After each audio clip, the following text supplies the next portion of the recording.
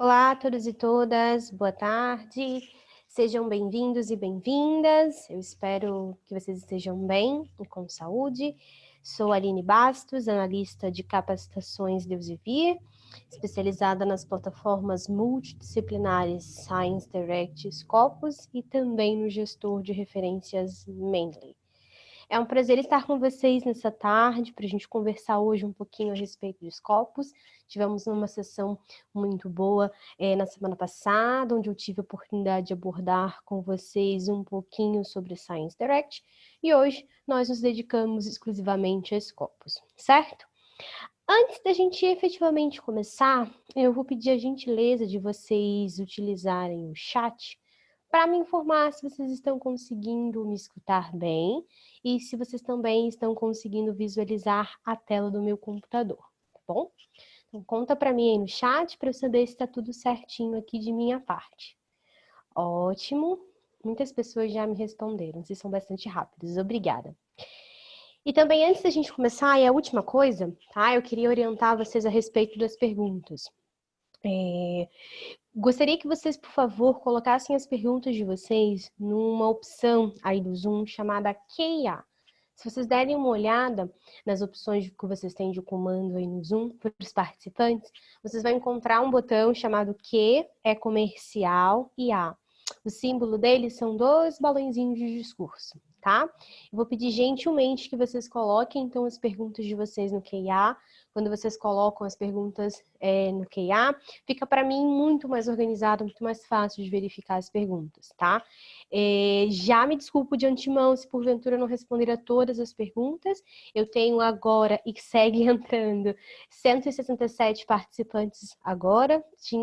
Tivemos quase 400 inscrições, então imagino que outras pessoas estarão entrando. Então pode ser que tenha um número muito, muito grande de perguntas, tá? Mas claro que eu sempre vou me esforçar para poder responder as perguntas de vocês. De qualquer forma, se ficar faltando alguma pergunta, não responder a tua pergunta, eu vou pedir gentilmente também que você encaminhe para mim por e-mail, tá bom? Então, conversado isso, vamos começar falando um pouquinho de Scopus. Como que a gente vai, então, dividir essa nossa 1h30, tá? Para conversar sobre Scopus. Eu vou começar, então, com o suporte de um material que eu preparei, de modo que a gente converse um pouco mais sobre Scopus num tom teórico, e aí eu vou conseguir explicar para vocês o que é Scopus, a quantidade de conteúdo que nós temos indexado em Scopus, tipo de conteúdo que nós temos indexado, a gente vai conversar um pouquinho a respeito de métricas, vamos falar um pouquinho também a respeito de avaliação de títulos. Feito isso, terminar essa parte, eu então vou para Scopus e aí sim a gente vai operar com a plataforma, a gente vai fazer algumas buscas e eu vou mostrar para vocês tudo que é possível se fazer com Scopus, certo? Bem, então vamos começar conversando então oficialmente. Quando a gente fala de Scopus, né, a gente está falando de uma plataforma do tipo referencial. Ou seja, uma plataforma que traz para a gente a informação a respeito de resumos e citações de literatura científica, de literatura acadêmica, tá? Já aviso desde o início que eu tenho propriedade para falar sobre Scopus, ok? Não tenho conhecimento específico acerca de plataformas de outros editores para poder falar para vocês, ok? Mas a partir de Scopus, né, do meu conhecimento de Scopus, eu consigo falar para vocês, então, que todo o conteúdo que a gente tem indexado em Scopus é um conteúdo revisado por pares, ok? Ou seja, documentos que nós sabemos que antes da efetiva publicação, eles passaram por um processo de nome revisão por pares, onde, como o próprio nome sugere, revisores avaliaram aqueles documentos. E se esses documentos são aprovados, no nosso caso, foram aprovados, então eles vão ser publicados efetivamente nos seus títulos correspondentes e, claro, se esses títulos são indexados em Scopus, esses documentos de igual maneira vão ser indexados, tá certo? Então vocês sabem que todo o conteúdo que vocês recuperarem aí através de Scopus é um conteúdo curado, ok? Bem, o que a gente tem, tá, nesse universo de Scopus a respeito de conteúdo? Nós temos hoje em Scopus aproximadamente 79,1 milhões de registros referenciais de documentos, ok? Scopus indexa uma grande variedade de documentos, mas em suma a gente vai encontrar então documentos publicados em revistas, documentos publicados em livros, e a gente também vai encontrar documentos que foram apresentados e posteriormente, né, publicados, mas que vêm então de conferências, ok? É importante que vocês saibam que 79,1 milhões de registros referenciais de documentos indexados em Scopus não corresponde somente a conteúdo publicado pela Elsevier, ok? Na verdade, aproximadamente 12 a 13% desse conteúdo é de fato publicado pela Elsevier. Os outros 88, 87%, né, mais ou menos isso, são documentos publicados por mais de 5 mil editoras. Então, vocês vão encontrar em Scopus documentos publicados por editoras, as quais a CAPES, por exemplo, assina conteúdo em texto completo, ok? Se a gente for pensar de uma maneira bastante simples, a gente vai encontrar o seguinte, né, no raciocínio. Todo documento, ele é publicado por um autor, né, ele é escrito por um autor, e esse autor, ele vai ser afiliado a, pelo menos, uma instituição. E com isso a gente consegue, então, também reunir informações a respeito de autores e a respeito de instituições. E essas informações, elas ficam condensadas nos perfis, ok? E aí a gente vai ter, então, a possibilidade de consultar perfis de autores e também consultar perfis institucionais. A gente vai ter aproximadamente 16 milhões de perfis de autores e aproximadamente 70 mil perfis institucionais. Bem, e a pergunta mais clássica, onde quer que eu vá, quando eu ia presencialmente às instituições, ou até mesmo agora nos webinars, que é a nossa nova realidade, sempre surge a seguinte pergunta: para que serve Scopus? E eu digo o seguinte para todo usuário que me pergunta isso, que se eu tivesse que definir em um termo, né, a utilização de Scopus, eu simplesmente diria revisão bibliográfica. Se você precisa fazer uma revisão bibliográfica consistente, você deve sim, então, buscar a Scopus, ok? Por quê? Porque a gente está falando de uma plataforma que indexa uma grande quantidade de conteúdo, não somente publicado por uma editora, mas publicado por mais de 5 mil editoras. Então, é uma amostra representativa da produção científica sobre temas, ok?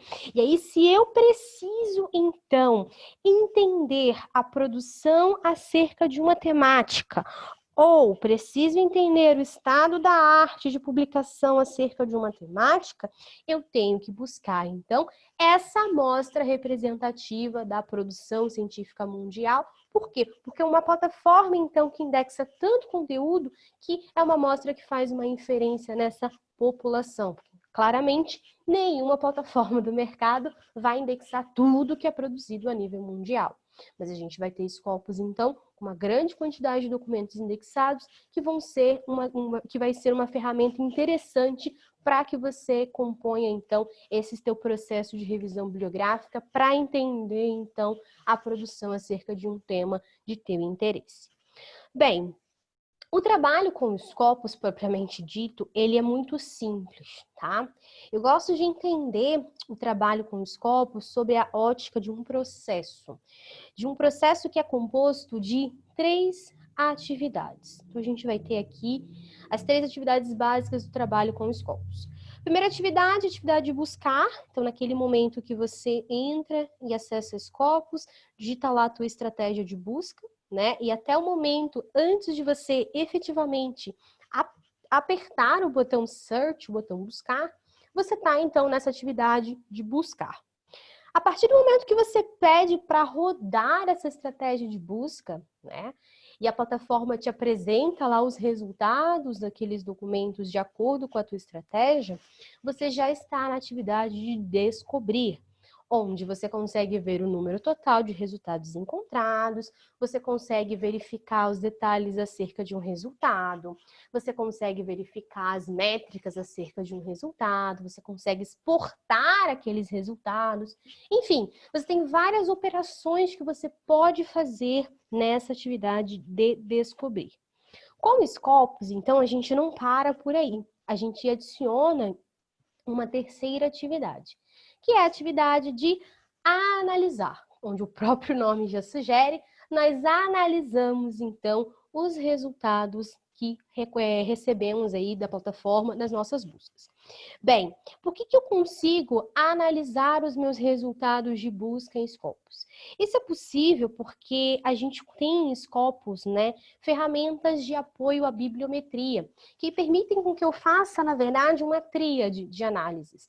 Eu consigo fazer uma análise a respeito dos meus resultados de documentos, tá? Por exemplo, vamos supor que eu faça uma busca por resultados, que eu quero recuperar resultados de documentos que contenham no título, resumo e palavras-chave a palavra câncer.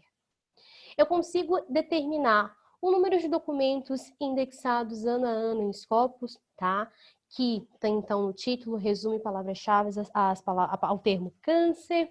Eu consigo ver o autor, que tem mais documentos indexados, que, então, está relacionado a câncer. Eu consigo ver quantos por cento desses documentos são artigos, quantos por cento são capítulos de livro.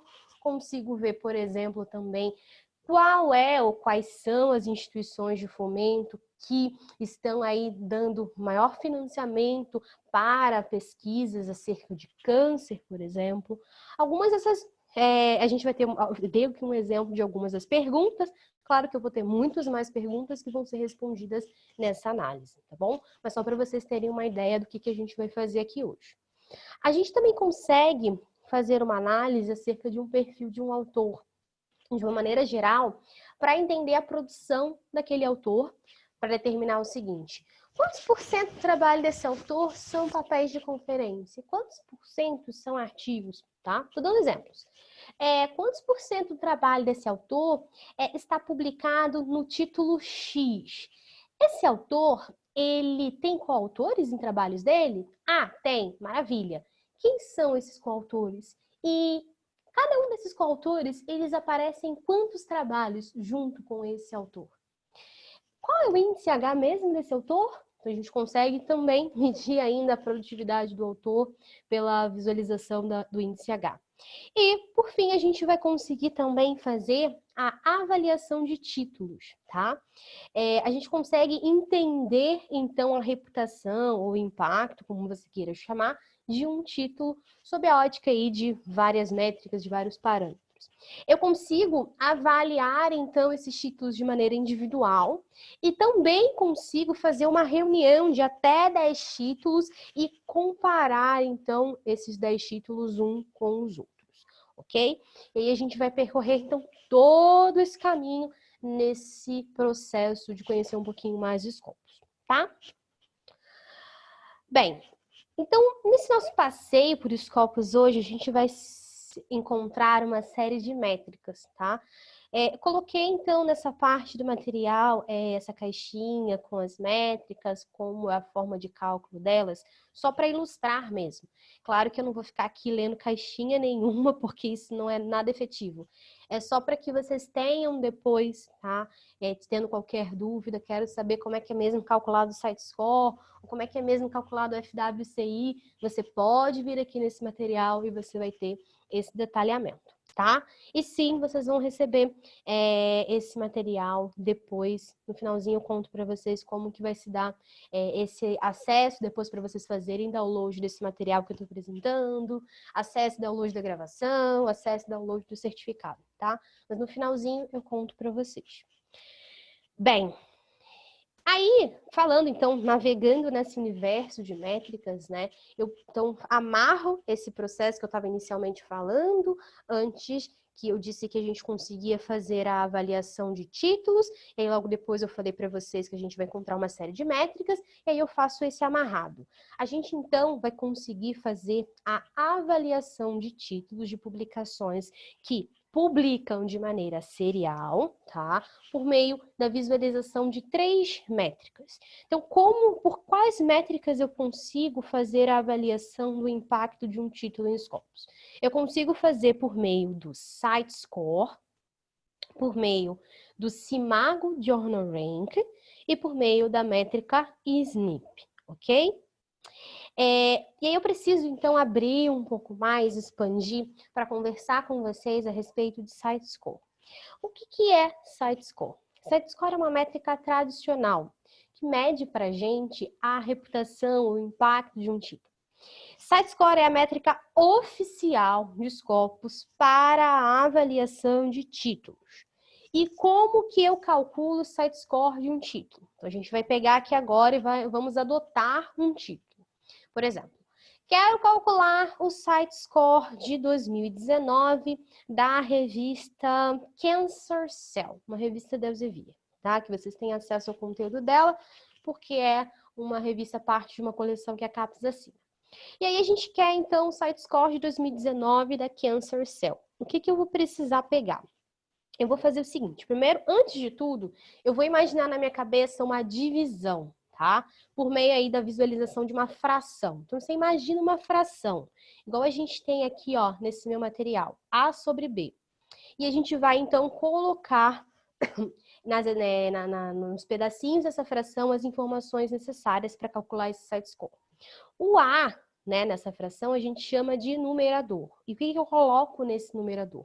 Eu vou colocar o somatório do número de citações recebidos pelos documentos publicados na Cancer Cell entre 2016 e 2019. Eu vou pegar citações recebidas em 2016, somar com as citações recebidas em 2017, somar com as citações recebidas em 2018 e somar com as citações recebidas em 2019. Fiz um somatório aí e vou deixar esse número quietinho lá no A, ok? Feito isso, então eu vou ter que trazer a informação a respeito do B, que é o denominador. O que a gente vai colocar no B?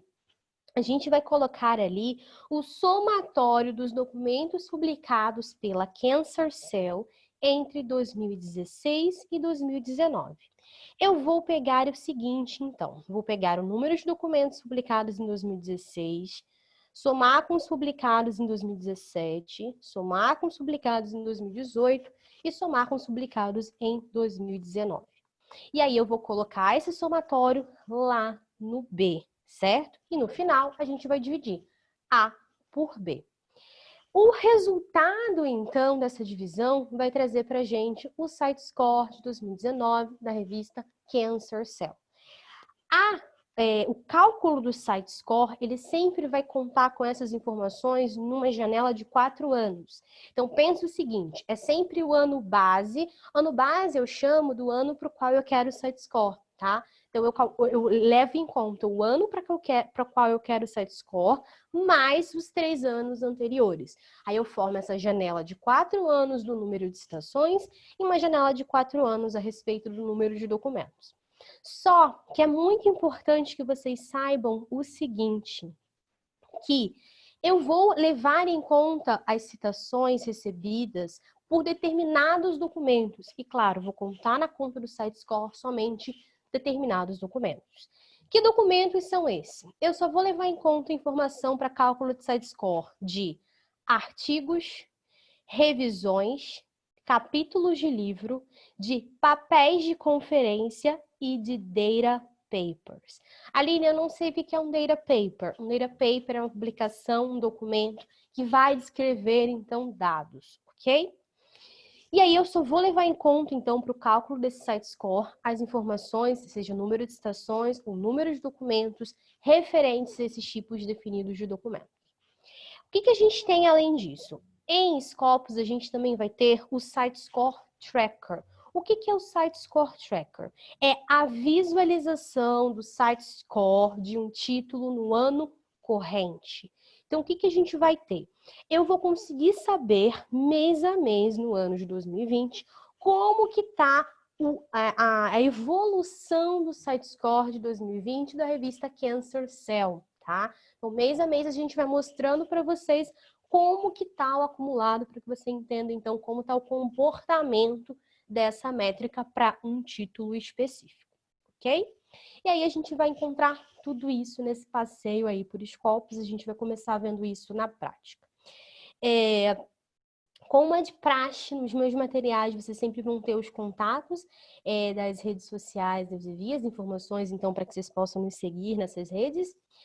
Nelas a gente vai ter sempre informação nova acerca de qualquer atualização, qualquer nova funcionalidade atribuída a qualquer plataforma. Inclusive, convite para webinars especiais, nós tivemos anteriormente, uns aí umas semanas anteriores, sobre ética em publicação, sobre introdução à publicação acadêmica. Então, vários webinars especiais estão acontecendo também, para que vocês fiquem atentos e saibam quando eles terão novas sessões ou sessões especiais acerca de outras temáticas. Vocês podem seguir a gente nessas redes sociais, que a gente sempre vai contar por lá, ok? E, além disso, vocês vão ter no final do meu material os meus contatos, então, de e-mail, para que vocês possam entrar em contato comigo se precisarem de qualquer suporte de minha parte. No finalzinho, quando vocês estiverem saindo com calma do webinar, eu vou voltar a projetar, então, esses contatos de e-mail para que vocês possam anotar. Não acho tão necessário, porque vocês já têm o meu e-mail. No e-mail de confirmação aí da inscrição, já tinha lá no corpo do e-mail o detalhamento de qual era o meu contato, tá? Mas, de qualquer forma, fica registrado por aqui também. Bem, então, a gente terminou essa primeira parte e eu vou lá, então, para o meu navegador para a gente conversar um pouquinho a respeito de Scopus, tá? Só que, antes da gente falar um pouco de Scopus, a gente vai ter que conversar a respeito de acesso, tá? Muito importante a gente conversar sobre acesso. Como que o acesso a Scopus vai ser dado? O acesso a Scopus vai ser dado por meio de acesso por via institucional ou por meio de um acesso remoto. O acesso por via institucional é aquele, então, que vocês vão fazer a utilização dos computadores da instituição ou da rede da instituição para fazer o acesso a Scopus. Então, estando de volta à instituição, vocês vão poder, então, digitar no navegador www.scopus.com, vão chegar aqui na plataforma, tá? E vão encontrar já a plataforma disponível para vocês. Quando vocês estão nessa página inicial aqui, ó, vou mostrar para vocês já estão dentro de Scopus, tá? Isso precisa ficar bastante claro. Usuários que não estão autenticados pelo acesso remoto, a gente já vai falar do acesso remoto, tá? Ou não são usuários que estão acessando por meio da faixa de IP da instituição, eles sequer vão chegar nessa página aqui inicial de Scopus, ok? Então, preciso que vocês tenham a noção de que já estando nessa página inicial, vocês já estão dentro de Scopus. O primeiro formato de acesso, então, no momento, acho que está um pouco comprometido, já que vocês não estão indo à universidade. Então, como que vai ser dado esse acesso remoto? Ele pode ser dado de duas formas, tá?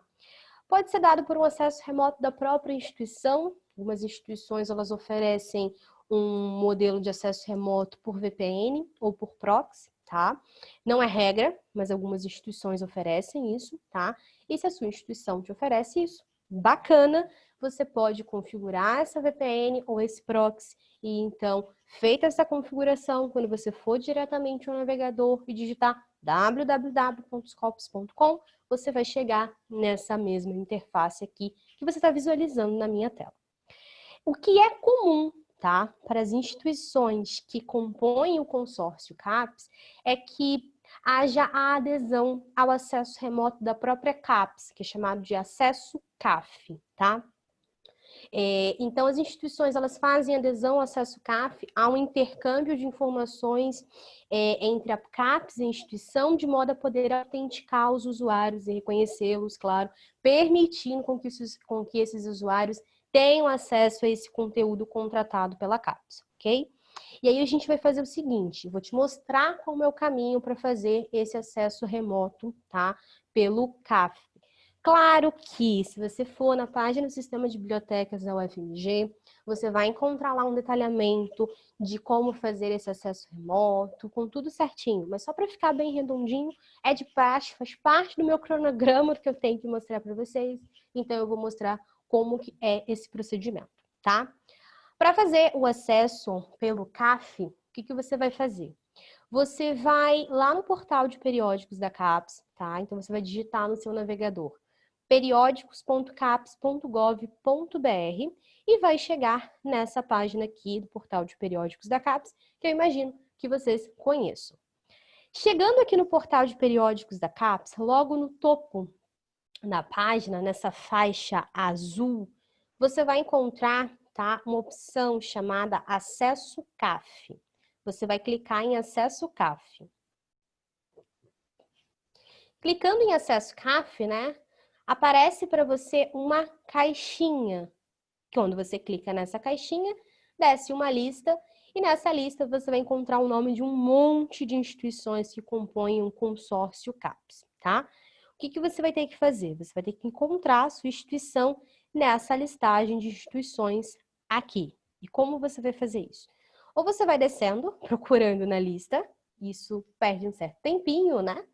Ou você pode vir diretamente aqui, digitar o nome da sua instituição ou a sigla, né, correspondente à sua instituição. E a gente vai digitar aqui, ó, o FMG. E vamos recuperar o resultado extraído dessa lista maior, que é a Universidade Federal de Minas Gerais, a universidade de vocês. Eu vou clicar nesse resultado e a gente vai clicar depois em enviar, tá? Se você tiver uma dúvida depois, assim, daqui a alguns dias, você pode sempre me mandar um e-mail, claro, pode sempre consultar a página do Sistema de Bibliotecas da UFMG, mas por aqui mesmo no portal tem um tutorial ensinando a fazer essa autenticação do CAF, tá? Só para vocês ficarem cientes. Então, escolhi o nome da instituição, eu vou clicar em enviar. E feito isso, a gente vai seguir para uma página que vai se abrir. Só segura um pouquinho, porque às vezes demora mesmo. E nessa página que vai aparecer em seguida, vocês vão ter que colocar as credenciais de vocês, referentes, a claro, ao FMG, para que esse acesso CAF identifique vocês como usuários afiliados ao FMG, tá? E aí é um usuário, uma senha. Enquanto tá abrindo, eu vou falando, tá? Pra gente não ficar parado aqui esperando. É um usuário, uma senha, tá? Que eu, sinceramente, não sei o que vocês têm que colocar. Isso varia muito de instituição para instituição, tá? Mas vocês podem tirar qualquer dúvida com o sistema de bibliotecas da UFMG, ou diretamente, claro, com a biblioteca da universidade que te dá apoio, tá? Ou se não, no próprio site do sistema de bibliotecas sempre tem, como eu disse, um tutorial lá direitinho, e além disso, eles sempre colocam as informações que vocês têm que colocar nesse usuário e senha, tá? Quero muito mostrar para vocês, mas preciso de colaboração da minha internet, às vezes não rola muito, né? Não dá muito certo. E agora tá demorando tanto que eu tô até preocupada se vocês estão me escutando. Eu olhei para o chat. Quando vocês não estão me escutando, vocês já falam no chat. Mas algumas pessoas estão me dizendo que acham que o sistema está com um problema. Então deve ser. Eu sei que teve uma atualização ontem, alguma coisa foi mexida ontem no portal de periódicos da CAPES. Então tá carregando para vocês. Maravilha. Beleza, então não tem problema. Então vocês já sabem. Vão clicar no enviar, tá? Vai abrir uma página. Vocês vão colocar o usuário e a senha, tá? Que vai, obviamente, identificar vocês como afiliados ao FMG. Feito isso, vocês vão pedir para logar. Aí vai fazer aquele login normal do CAF e automaticamente, após o login, vocês vão voltar na página inicial do portal de periódicos da CAPES. Não precisa fazer nada. Automaticamente vocês vão voltar. E aí, então, eu vou passar para esse passo, né? Já que não está sendo nada, saindo nada aqui desse resultado, desse enviar. Então, eu vou voltar lá na página inicial do portal de periódicos da CAPES. E o que a gente vai encontrar? Depois que você fizer o seu CAF, abaixo do nome Portal de Periódicos da CAPES, vai estar escrito acesso por Universidade Federal de Minas Gerais, tá? Ou o nome da sua instituição. Estou falando ou o nome da sua instituição, porque eu já olhei na inscrição de vocês e vi que tinham usuários pelo e-mail, dava para ver que tinha usuários de outras instituições. Por isso que eu estou falando ou o nome da sua instituição, tá bom? E aí, se está aparecendo acesso por o nome da tua instituição, tá feito. CAF corretamente autenticado. E aí você vai ter que fazer uma segunda etapa. Que segunda etapa é essa? Buscar Scopus pelo portal de periódicos da CAPES. Como que vocês vão fazer isso? Vocês vão baixar um pouquinho essa página, nem precisava, mas só para ficar bem aparente. Baixa só um pouquinho, e aí no lado esquerdo, vocês vão encontrar algumas seções. Temos busca, institucional e segue as demais. Em busca, a gente tem uma subopção, tá? Chamada buscar base. Vocês vão clicar em buscar base. E feito isso, vocês vão chegar numa página, numa sequência de página, com uma caixinha, na qual vocês vão digitar Scopus. Digita Scopus e você pede, então, para enviar. Se você estiver corretamente autenticado no seu CAF, você vai encontrar, sim, um resultado, que vai dizer assim, ó, Scopus, entre parênteses, Elsevier, é o nome do resultado, ele é clicável, você clica nesse resultado e aí você vai ser levado ou levada para Scopus, ok? Isso só acontece se você está autenticado de fato no seu CAF. Se você estiver como acesso livre, tá? Em vez do acesso por o nome da sua instituição tiver acesso livre, significa que você só tem acesso ao conteúdo gratuito do portal. E, lembrando, Scopus é uma plataforma assinada, é contratada pela CAPES. Então, quem está em acesso livre não vai conseguir recuperar esse resultado Scopus e, claro, não vai conseguir ir lá para Scopus, tá bom? Então, não esquece, nesse momento que você está na sua casa, que você precisa fazer o seu acesso CAF para conseguir acessar direitinho a Scopus. Bem, feito isso, a gente vai chegar aqui na plataforma de novo. E então, a gente já para iniciar aquele processo de trabalho com Scopus, lembra? Do buscar, descobrir e analisar? Então, a gente vai encontrar, então, um convite para começar as buscas. O que eu posso buscar aqui? Eu posso fazer uma busca por documentos, é o padrão, quando você entra em Scopus já está aparecendo, já está marcada a opção de fazer a busca por documentos. Mas você pode fazer também uma busca por um perfil de um autor, deixa eu baixar um pouco para vocês verem melhor. Você pode fazer uma busca também por um perfil institucional. Ou você também pode fazer uma busca avançada, tá? Que pode agregar aí vários critérios, uma busca mais criteriosa. Ele tá botando isso aqui porque eu fiz isso antes, tá? É uma busca mais criteriosa, uma busca que você vai determinar, então, informações específicas que você quer, então, em cada campo, de modo a encontrar esses resultados de forma mais seletiva. O que eu quero fazer com vocês? Quero fazer uma busca avançada com vocês para mostrar um pouquinho de como utilizar essa seção de busca avançada, tá?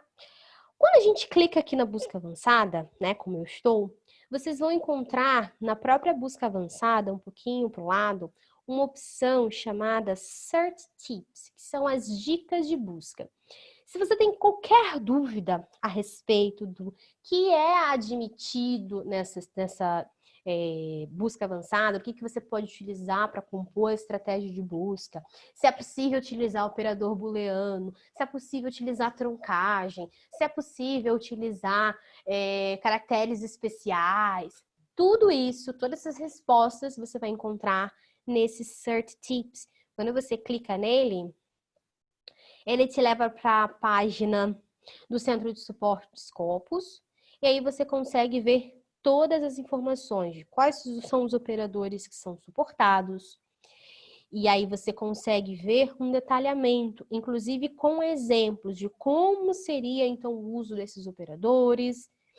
Você consegue ver também o que é possível utilizar de operadores. Então, aqui em Scopus a gente consegue usar as aspas, a gente consegue utilizar o asterisco, a gente consegue utilizar esses recursos, tá? Conforme você for encontrando nessa página os maisinhos, você pode clicar, tá? E ele vai te mostrando, então, como recuperar os resultados, como escrever estratégia de busca para recuperar resultados relevantes para você, tá bom? Te ensinei o pulo do gato, depois você pode dar uma olhadinha nisso, tá? Para ver todas as particularidades. O que eu quero fazer com vocês, tá? Quero fazer uma busca por documentos que contenham termos específicos em em campos específicos, melhor dizendo, vou colocar alguns critérios, para que você veja como que é, então, essa construção da estratégia avançada aqui em Scopus. Bem, nessa página da busca avançada, se você reparar, a gente tem praticamente no centro, né, uma linha onde você vai digitar a tua estratégia, mas no canto direito, a gente vai encontrar duas seções, tá? Uma seção com operadores e uma seção com categorias, tá? Esses são os operadores booleanos, tá? And, or, and not. E nós temos operadores aqui de proximidade. Vocês já devem estar reparando que conforme eu estou passando meu mouse em cima dos operadores, eles vai mostrando para mim, né, para que eu usaria aquele operador, ok? Da mesma maneira, eu tenho abaixo categorias. Essas categorias estão agrupando campos. Eu posso abrir, por exemplo, uma categoria, pode ser essa aqui de autores, melhor dizendo, né? Authors. E eu vou ter aqui abaixo, né, nessa hierarquia da categoria, só campos relacionados ao autor. De mesmo modo, se eu coloco meu mouse sobre cada um desses campos, eu encontro o quê? A informação de para que eu uso aquele campo, tá? O que esse campo iria agregar lá na minha estratégia, o que eu estaria recuperando se eu uso aquele campo, o que eu teria que dar de informação se eu peço para usar aquele campo. E vocês devem também reparar que ao lado dos campos, tá? E ao lado dos operadores eu tenho o símbolo de mais. Esse símbolo de mais serve para que eu clique nele e insira, então, aquele operador ou aquele campo na minha estratégia. E quando eu insiro, então, esse campo ou esse operador na estratégia, abaixo da minha linha laranja, eu tenho uma informação a respeito de para que serve aquele campo ou operador e como eu deveria utilizar aquele campo ou operador, tá? Deixa eu colocar aqui um campo, clicando no mais, e ele vai te guiando em como utilizar.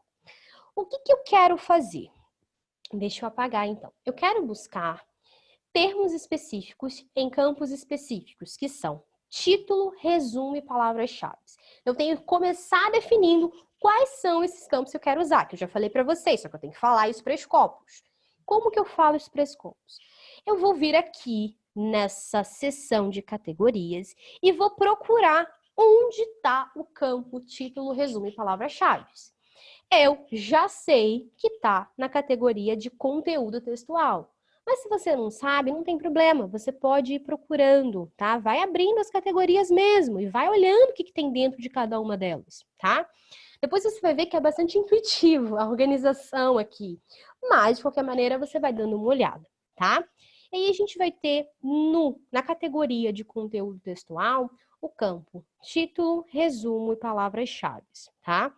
Vou clicar no mais, já te ensinei, e no mais eu coloco então aquele campo na minha estratégia, certo?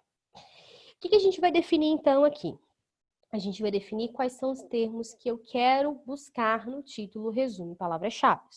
Como a própria plataforma está me ensinando, eu tenho que colocar entre esses parênteses aqui, tá? Os termos que eu quero buscar nesses campos. E aí eu já fiz um pré-trabalhinho de casa, tá? E fiz um estudo aí de uns termos para a gente fazer uma estratégia de busca bacana. Separei aqui, tá? Para não esquecer, ando meio esquecida. E eu separei aqui quais são os termos que eu quero utilizar. Para não errar na escrita de nada, eu vou copiar e vou colar dentro dos parênteses. Mas eu vou te explicar o que eu estou fazendo, tá? O que eu quero encontrar? Eu quero encontrar documentos que utilizem o que tem, eu encontro neles, na verdade, os termos. Ação antiviral ou atividade antiviral e inibidor de protease, tá? Só que o que a gente fez? A gente colocou aqui para Scopus que serve dessas duas variações. Tanto serve se encontrar ação antiviral ou atividade antiviral. É a mesma coisa, dá igual pra gente. Por isso, como a gente está mostrando essa possibilidade de alternância, eu utilizei o operador booleano OR, tá? Que, claro, eu digitei, ou melhor, eu colei aqui e apareceu esse OR. Nada me impede de ter digitado isso de pouquinho em pouquinho e quando chegasse na hora de colocar o operador, eu clicasse lá no mais e adicionasse o or aqui, tá? Por que que o antiviral action e o antiviral activity, eles estão entre aspas? Porque eu estou mostrando para a Scopus que eu quero encontrar nos documentos essas duas palavrinhas juntas nessa ordem, formando esse termo. Porque presta atenção comigo, antiviral action é uma palavra só, composta, é um termo só, perdão, composto de duas palavras. E para marcar que não me interessa se eu encontrar só action, não me interessa se eu encontrar só antiviral, só serve se eu encontrar essas duas palavras juntas formando esse termo. Para mostrar isso, eu coloco as aspas, tá? E aí, eu fiz essa alternância, maravilha, só tem um detalhe. Eu disse que serviria qualquer um desses dois termos aqui, que eu estou passeando com o mouse para vocês abrirem o que eu estou falando, mas obrigatoriamente, por causa desse end, eu teria que recuperar também nos documentos o termo inibidor de protease, tá? Protease inhibitor. E aí, o que aconteceu? Eu fiz uma baguncinha aqui. Eu misturei operadores. E quando eu tenho que misturar operadores, eu tenho que mostrar para a plataforma qual é a ordem aí, né, da minha situação. Qual é a ordem de alternância? Qual é a ordem que eu tenho que definir aqui? E aí a gente vai, quando a gente tem que fazer essa mistura de operadores, eu preciso colocar aqui, né, dividir essas partes com parênteses, tá? Basicamente é o seguinte, eu estou dizendo para a plataforma o seguinte, ó, essa aqui é um critério, tá? Onde eu quero, tanto faz, antiviral action ou antiviral activity, e aí eu já misturei o operador.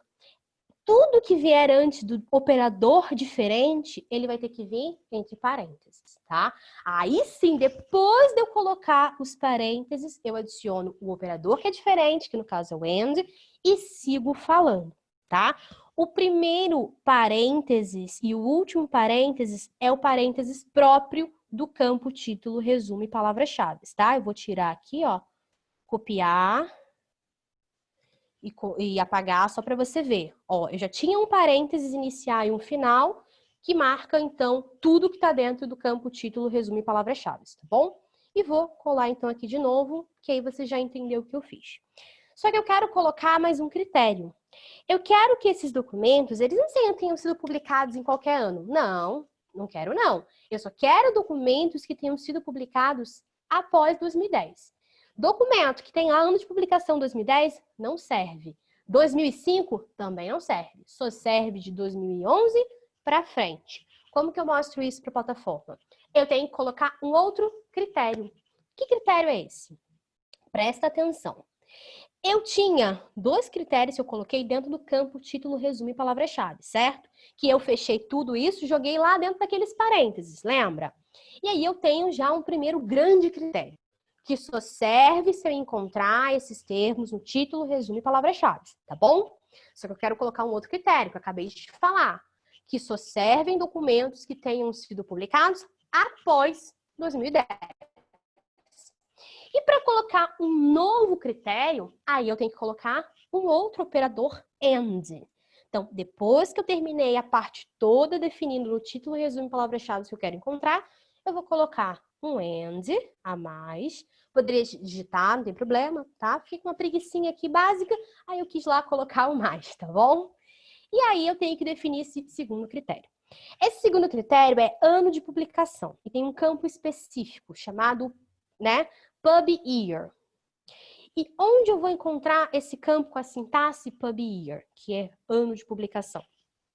Eu vou encontrar na categoria publicação. Então, eu tenho aqui conteúdo textual, instituição, autores, vou procurar publicação. E eu tenho aqui, ó, publication. Eu abro e todos os campos referentes à publicação. O último campo é Year of Publication, que tem a sintaxe Pub Year, tá? E aí, já ensinei para você que basta clicar no mais e a gente leva lá para minha estratégia, para nossa estratégia, esse campo. Só tem um detalhe. como que eu uso esse pub year? Deixa eu só tirar esse espaço aqui, porque me dá uma certa agonia espaços desnecessários. Como que eu uso o pub year? Quando eu inseri o pub year, como é regra, aqui embaixo a plataforma me ensina como que eu uso o tal do pub year. Ela me fala o seguinte, para usar esse campo, eu preciso associar com ele um operador. Que operador é esse? Depende do que você quer. Pode ser o BEF, pode ser o AFT ou pode ser o IS. Se eu, vamos supor, documentos que tenham sido publicados em 2010, só nesse ano, o que eu ia fazer? Ia botar ali, ó, depois do pub year, escrever IS e depois 2010. Mas se eu quero documentos que tenham sido publicados antes de 2010, ou seja, de 2009 para trás, eu iria colocar depois do pub year BEF, de before, que significa antes, e 2010. Mas o que a gente quer, que eu já te contei, o que a gente quer? A gente quer documentos, então, que tenham sido publicados após 2010, né, de 2011 para frente. E aí a gente vai colocar, então, AFT, que significa after, tá? Depois. E aí, a gente vai colocar 2010, ok? Pub year, AFT 2010. Nada que eu tenha feito aqui surgiu da minha cabeça, tá tudo direitinho aqui embaixo, explicando como utilizar, tá bom? Poderia fazer uma super estratégia com vários critérios? Posso, mas a gente vai ficar aqui um tempão só colocando meus critérios. Coloquei 2 critérios para te mostrar como que é essa construção, tá bom? E aí, o que a gente vai fazer? A gente vai pedir para fazer essa busca e vamos encontrar resultados de documentos, tá? O que a plataforma me traz? Olha, eu encontrei 779 resultados de documentos que satisfazem essa estratégia que você me ofereceu, tá? No centro, a gente vai encontrar os resultados desses documentos recuperados. E do lado esquerdo, a gente tem as possibilidades de refino. Eu poderia ter feito uma busca mais simples, só colocando os termos para serem buscados no título, resumo, palavras-chave, e depois eu poderia vir fazendo refino, nada me impede, tá? Ou você pode, você gosta, quer já escrever na busca avançada, coloca todos os seus critérios para depois não ter esse trabalhinho de ficar filtrando, tá? Aqui em Scopus, a gente pode refinar por várias categorias, por idioma, por nome do autor, por tipo de documento, tem muitos campos. Você só tem que lembrar o seguinte, quero fazer a filtragem, eu preciso marcar o que eu quero, tá? Por exemplo, vamos ver se eu quisesse, depois de ter rodado, né, a minha estratégia, quisesse fazer uma filtragem. Eu seleciono, então, os campozinhos, né, enfim, com os critériozinhos para filtragem, e aí depois eu clico em Limit to, tá? Se eu só marco as caixas, nada acontece, tá? Só vai de fato essa filtragem quando eu clico no botão Limit to, que ele tá aqui em cima, no início dessa sessão de filtragem, mas também, se eu descer no final dessa parte de filtragem, a gente vai encontrar também o Limit to, tá bom? Ele também tá aqui. Beleza. Não quero fazer mais nenhuma filtragem, tá tudo certo. Vamos trabalhar com esses 779 resultados de documentos, tá? Então, aqui eu tenho no centro, como eu disse, os resultados propriamente ditos, todos os documentos que estão indexados em Scopus, que a gente pode visualizar de diferentes formas, tá? Aí fica a teu critério. Você pode pedir para ordenar do mais citado para o menos citado, como está aqui para mim, pode ser do mais recente para o mais antigo, do mais antigo para o mais recente, tem vários critérios. Aí fica a tua decisão de que é melhor para você. Quero te mostrar que, além de recuperar os resultados de documentos, eu posso recuperar documentos secundários. O que são os documentos secundários? Preste atenção comigo para você entender. Esse primeiro documento na listagem de documentos, a gente vai clicar no título dele, para eu te mostrar o seguinte. Não preste atenção em nada nessa página agora. Eu vou vir nela e vou detalhar todinha. Mas o que eu quero te mostrar é o seguinte. No final dessa página de detalhes, a gente vai ter a informação a respeito de referências, tá? Então, as referências, né, desse trabalho, que faz menção, então, aos documentos que foram embasamento aí para esses autores, para a escrita desse trabalho, correto? Só que preste atenção no seguinte, essa referência aqui, ó, são 15 referências, a primeira referência, eu não consigo clicar nela, tá vendo? Não tem um link para o meu título desse documento. Como eu tenho, por exemplo, no 2, ó, se eu clico aqui no 2, eu abro uma página de uma outra página de detalhes de documentos referente àquele documento e assim por diante. O que acontece aqui? Nas referências daquele trabalho que a gente encontrou como primeiro resultado, né, de documento, essa referência de número 2 é de um trabalho também indexado em Scopus. Do 3, também indexado em Scopus. Mas esse primeiro aqui, ó, eu não consigo clicar, lembra disso, tá? Esse trabalho aqui não é indexado em Scopus. Como que fica, então, em Scopus guardada a informação a respeito desse documento? Para Scopus, esse documento é um documento secundário, tá? Então, quando a gente volta lá na página de resultados, você já entendeu o que é um documento secundário, que está nas referências de um trabalho indexado em Scopus, mas aquele trabalho lá não é indexado, tá bom? Então, aquele documento você recupera aqui na listagem de documentos secundários, tá bom? Com o Scopus, você também vai recuperar os resultados de patentes. Scopus indexa, então, patentes registradas em 5 grandes escritórios, tá? Se você vai conseguir ver aqui, ó, já na opção de filtragem, quais são esses escritórios. E aí você pode verificar também o resultado de uma patente, clicar nela, ver as informações. Quando você clica no resultado de patente, você sai do Scopus e você vai para a página lá do escritório, e aí você vê todos os detalhes. Bom? Estou te mostrando isso para você saber tudo que está à tua disposição, mas o nosso norte vai ser pelo caminho dos documentos, tá?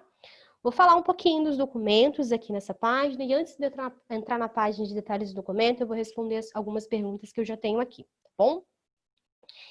Aqui na página de resultados, né, voltando nela então, o que a gente vai encontrar para os documentos? A gente vai encontrar na listagem dos documentos, abaixo do título do documento, o resumo do documento, tá? Para que você saiba, então, do que o documento está falando antes de você efetivamente entrar nele, nos detalhes dele, né? Antes de tentar também ir para o texto completo. E você vai encontrar, do lado da opção de visualização do resumo, um botão que para mim está assim, um Kate, né? Esse botão é um botão customizável. Quando as instituições ou consórcios contratam Scopus, é permitido, né, que esses consórcios, essas instituições, customizem esse botão para que seja feita uma ligação com o acervo. E aí, se esse documento é parte do acervo dessa instituição ou desse consórcio, vocês conseguem chegar ao texto completo. Para vocês que estão fazendo acesso, né, pelo CAF, esse botão vai estar escrito aí, muito provavelmente, CAPES BR. Pelo menos ano passado, quando eu ia nas instituições, eu via isso. CAPES BR, tá? E temos uma opção chamada View at Publisher. Vai levar no mesmo lugar, mas eu indico que vocês cliquem no botão. Se tiver escrito CAPES BR, maravilha. Se tiver escrito Full Text, também não tem problema, tá? Para mim, como ele tá não reconhecendo nenhuma customização, não vai acabar levando em lugar nenhum. Para mim, para a Aline, tá? Por isso que eu vou clicar no View at Publisher. E afinal, Aline, para que serve esse bendito botão? Serve para me levar lá no texto completo. Quando eu clico nesse botão, né, que eu vou clicar no View at Publisher, já te expliquei por quê, eu saio do Scopus e vou para a página do editor. E aí, eu chego aqui na The New England Journal of Medicine, tá? E eu posso chegar ou não nesse texto completo, tá? Qual é o critério para eu chegar nesse texto completo, Aline? Para você chegar nesse texto completo, esse documento ou ele tem que ser de acesso aberto, ou ele tem que ser parte de um conteúdo que seja assinado pela CAPES, ou com a Elsevier, ou com qualquer outro editor com que a CAPES tenha contrato aí de assinatura, tá? Nesse momento de pandemia, etc., tem que levar em conta que muitos editores abriram conteúdo, então vocês vão ter, além de todo o conteúdo de acesso aberto à disposição, conteúdo que é assinado pela CAPES, você vai ter muito conteúdo que as editoras também abriram nesse momento de pandemia, tá? E aí, fica atento a isso. Você pode chegar ou não no texto completo, tá? No caso aqui, eu cheguei, me parece, tá, que esse documento é parte de um conteúdo que foi aberto aí pela pandemia, porque eu não deveria estar tendo acesso a esse documento, já que ele não é de acesso aberto e já que eu não tenho acesso a conteúdos que não são publicados pela Elsevier, tá bom? Mas, de qualquer maneira, vocês já entenderam que eu não vou ter em Scopus o texto completo. Eu sempre vou sair de Scopus para chegar no texto completo, ok? Vou clicar no título desse documento e enquanto ele vai abrindo aí os detalhes dele, tá? Eu vou responder as perguntinhas que tem aqui. O que a gente tem aqui? Vamos ver. Algumas pessoas no início me falaram que estavam vendo. Então, deixa eu ir já botando como respondido.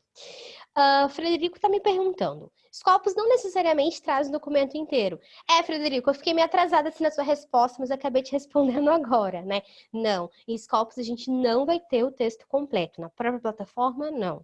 Você tem o caminho para o texto completo, tá? Você vai encontrar aqui a informação pertinente a dados referenciais, informação de métrica, tá? Essa é a proposta de Scopus. Jarbas, sua pergunta é super clássica. Qual é a diferença entre Science Direct e Scopus? Jarbas, tem muitas diferenças, tá? Mas de maneira simples, Science Direct é uma plataforma de textos completos. Eu vou nela para acessar os textos completos de revistas e de livros publicados unicamente pela Elsevier, tá? Eu só encontro em Science Direct conteúdo Elsevier, que eu vou ter acesso ao texto completo. Em Scopus, eu posso ter acesso ao texto completo, como posso não ter, como eu falei agora. A questão é que em Scopus eu tenho uma plataforma de um outro tipo, que tem uma outra proposta. A ideia de Scopus é indexar conteúdo, não somente Elsevier, para te permitir, então, fazer essa revisão bibliográfica, tá? Em Scopus, eu vou ter vou estar muito mais voltada para a parte de métricas, a respeito de documentos, a respeito de títulos. E em Science Direct eu tenho isso? Tem, mas de forma mais tímida. Você vê lá só o número de citações, quantos documentos citaram aquele texto completo que você está acessando e pronto. Aqui não, aqui a gente tem estamos muito mais voltados para métricas, são propostas diferentes, tá? Em suma, se você quer fazer uma revisão bibliográfica, é Scopus. Sempre me perguntam isso. Não deveria usar Science Direct, Aline? Não, não deveria. Você não vai resumir seu trabalho, sua revisão bibliográfica, só conteúdo publicado pela Elsevier. Não faça isso, tá bom? Valeriana está me perguntando. É o mesmo acesso de Science Direct? Então, Valeriana, acesso, palavra muito forte. O acesso a Scopus é dado pela via institucional ou pelo CAF. O que você talvez queira me falar agora a respeito de login. Vocês devem reparar que aqui em Scopus, lá no canto superior direito, tem uma bolinha escrita AB. AB não é uma homenagem a mim, são as minhas iniciais, porque eu estou logada aqui, tá?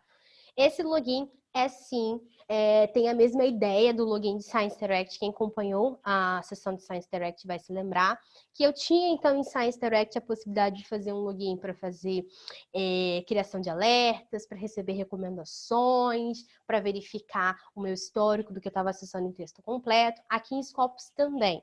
Não dessas maneiras, mas eu posso aqui em Scopus salvar estratégias de buscas para poder rodar essas estratégias no futuro. Eu posso criar alertas, eu posso salvar listas, eu tenho várias opções também assim, que estão relacionadas a cada usuário.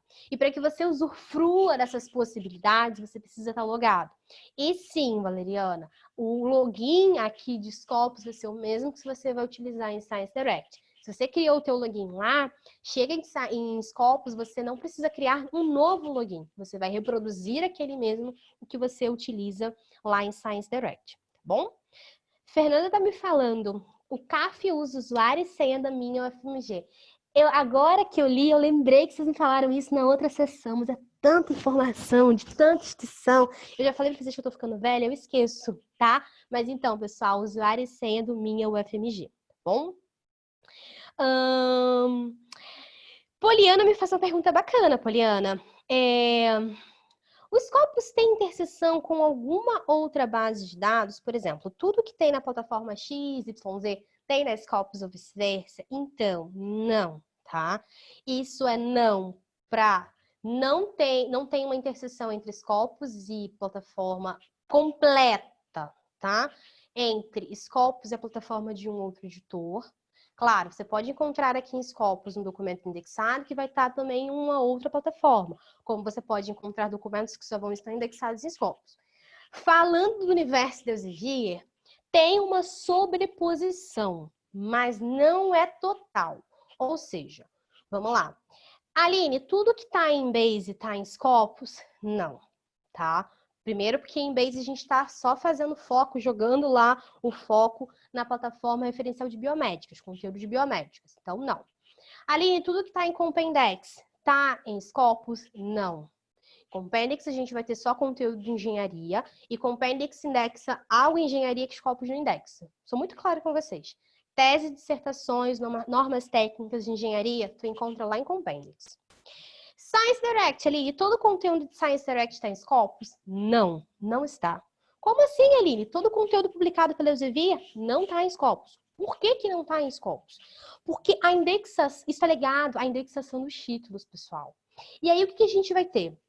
Quando a gente fala de indexação de um título, para Scopus, a gente não está falando do tipo, a Aline que trabalha na Elsevier vai decidir. Dando um exemplo para vocês. Tem uma equipe de funcionários da Elsevier que decidem qual revista vai ser indexada ou não. Não funciona assim. É um comitê independente que avalia aquele título para saber se ele tem condições e requisitos básicos para ser indexado em Scopus ou não. E o mesmo crivo que passa uma revista da Emerald, por exemplo, passa uma revista da Elsevier. A gente não olha, não vai rotulando por editor, inclusive para não ser suspeito, na verdade. Cá, na verdade, não é o editor que queira. Olha só, a Emerald fala pra gente, olha só, eu quero que todos os meus títulos passem nesse processo aí, passem, quando eu quero dizer, não aprovados, mas todos eles você avaliem aí. Não é assim. Não é a editora que decide. Cada corpo editorial tem que fazer o seu título passar, se quiser, tá? Passar nesse crivo, ou não. E aí é uma decisão de cada corpo editorial, não está vinculado a Elsevier, por exemplo. Cancer Cell vai estar indexado em Scopus ou não? Quem tem que pedir não é Elsevier, é o próprio corpo editorial da Cancer Cell. Então você pode encontrar, sim, títulos que não estejam indexados. A gente vai encontrar, por exemplo, em Science Direct, títulos de associações. Lembra, não sei se vocês lembram, mas eu falei para vocês que a gente vai ter lá em Science Direct a JADA, que é a revista da Associação Americana de Odontologia. Se essa associação não tiver muito preocupada, vai indexar em Scopus para quê? Para mim parece meio estranho, mas ela pode decidir que não quer indexar.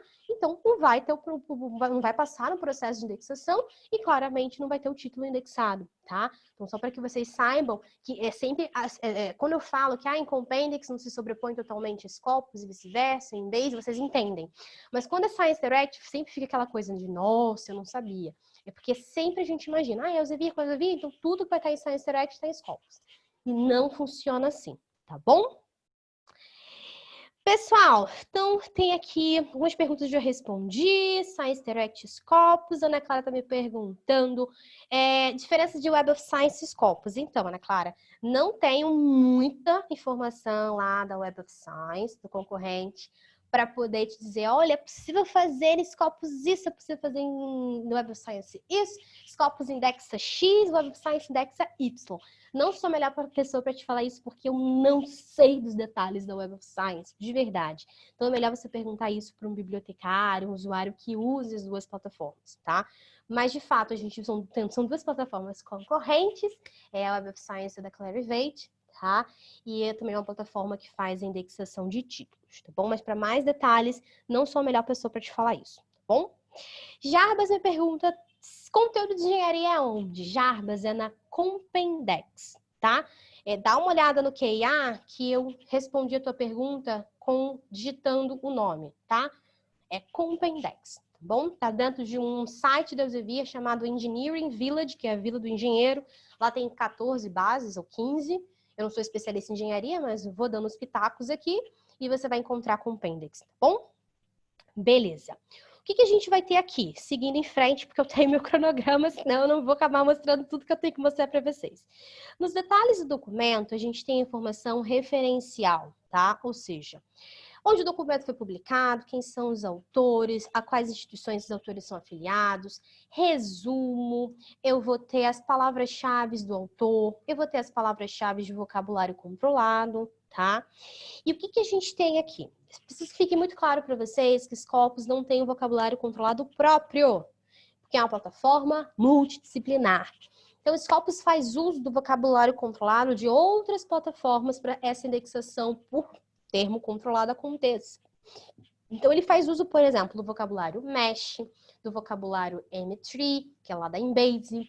Eu sei que aqui é de saúde, né? A própria estratégia que eu usei, mas se fosse algo que tivesse alguma ligação com engenharia, você poderia encontrar termos indexados aí por vocabulário controlado EI, que é do Engineering Index, da Compendex, tá? Então, você vai ter o uso de outras plataformas para que haja essa indexação por termo controlado, tá bom? E, como eu disse para vocês, a gente vai ter no finalzinho o quê? As referências, tá? Nessa página de detalhes, além das informações referenciais, que são essas que eu estou falando para vocês, a gente encontra informação a respeito de métricas para esse documento, tá? Primeiro, só a nível desse documento. A gente vai encontrar o seguinte, que esse documento foi citado por 1.058 trabalhos, tá? Se você quiser ver quais são esses 1.058 trabalhos, desce um pouquinho aqui, você vai ter uma caixinha e vai poder ver uma listagem com todos os 1.058 trabalhos que citaram esse que a gente está vendo os detalhes. Aqui a gente também tem uma métrica muito especial chamada FWCI. O nome dela é Field Weighted Citation Impact. Mas eu fico encurtando tudo e fico chamando pela sigla FWCI, tá? É oficial, se você falar FWCI para alguém que conheça, vai saber o que você está falando, tá? O que o FWCI faz? De uma maneira geral, ele vai fazer o seguinte, vai pegar as citações recebidas por esse documento aqui que a gente está vendo os detalhes e vai dividir pela quantidade de citações que nós esperávamos para esse documento. Mas, Aline, como assim? Esperava um número de citações para esse documento? E é um número padrão? Então, não.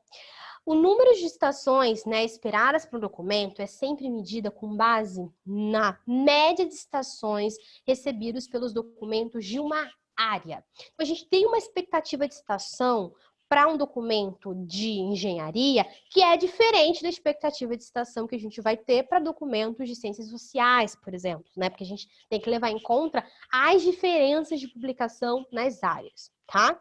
E aí a gente vai fazer o seguinte, então. Tendo os documentos de uma área específica, né, a gente tem o número de citações recebidas por esses documentos, a gente faz uma média, e aquele ali é o padrão, então, pelo qual a gente avalia esses documentos.